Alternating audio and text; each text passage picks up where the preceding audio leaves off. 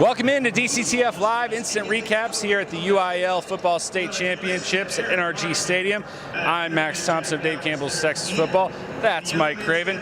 We just watched West Orange Stark win 22-3 over Celina in the 4A D2 State Championship. And Mike, I think the first thing we have to start with is this ended up being the game we all came to see because Connor Pingleton got hurt on the first drive for Celina. Yeah, it's hard to really talk about this game without talking about that injury because it happened so early. The first drive, and Celina was moving the ball so well. The rest of the game, they weren't really able to do anything. So it's hard to really take that injury into account and kind of see what this game would be like without it. Yeah, and it basically just took the wind out of their sails from the start.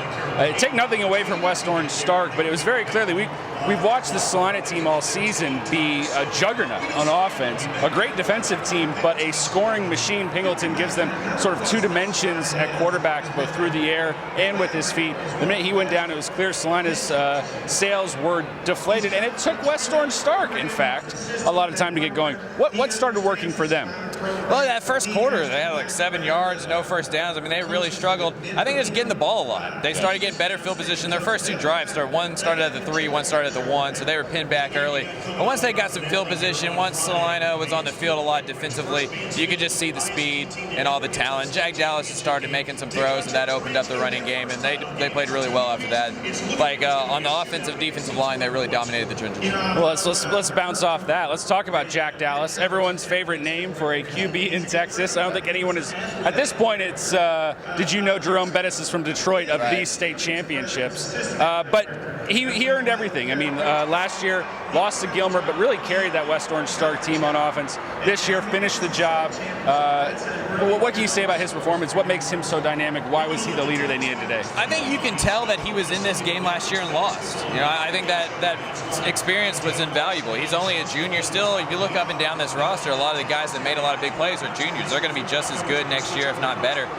So he was a young guy that was asked to be a leader really young, and he stepped up and led that program through the offseason, got them back to this game. And even though he didn't put up huge numbers to have the efficiency he wanted, he was the offensive MVP and the best player in this game. West Orange Stark brought a ton of fans, more than we've seen from any other team so far this year at the state championships. Haven't won a state championship since the 80s. Yep. How huge do you think this is for that community, which obviously cares a lot about its football? I think it's big. I mean, Southeast Houston, that Southeast Texas area, they love football. That Golden Triangle is full of history. So it's nice to see them finally claim one. It'll feel good for them getting one over DFW. I know that they feel lost in that conversation, so that'll feel good. And, again, for this program who's kind of come up short or underachieved, for lack of a better word, a few times, it has to feel good to finally claim one, finally get one, even if there's some talking points outside of the game with injuries and things like that. Well, Cornell Thompson's been working a long time for this one. Mustangs finished the job 22-3 over Celina. 4 games to go.